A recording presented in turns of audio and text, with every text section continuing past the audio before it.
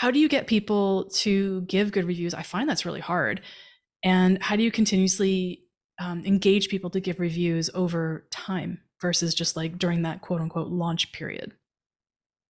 Sure. So most books on Amazon have zero reviews. Yeah. Like 90% of them have a zero.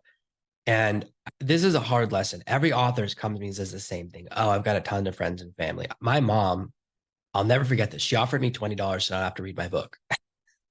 My book hit number 2 on all of Oh Amazon. my She's like, God. yeah.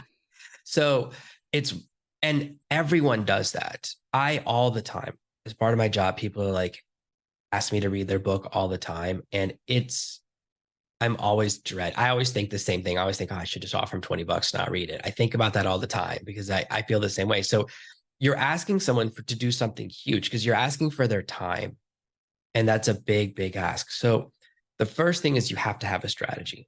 Most people just don't. They think it's going to be easy. It's not. It's very hard because nobody wants to be the first anything.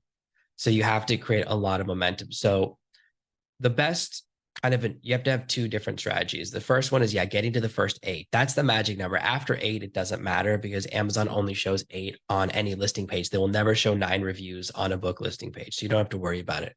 What happens is if people see your book and they only see 3 reviews on the page, they'll notice. They might not know why, but they go, something's missing.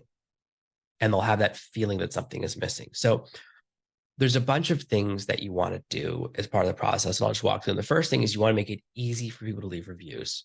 So the first thing is you can actually create a link that some people call it a super link that takes people straight to the review page for your book because it's tricky. You actually have to go to a page. If you go on Amazon and you go to find the book, then you have to go to the review section. You have to click a little box that says leave a review. Yep. And it's actually really complicated. So creating a short link, that's the first step.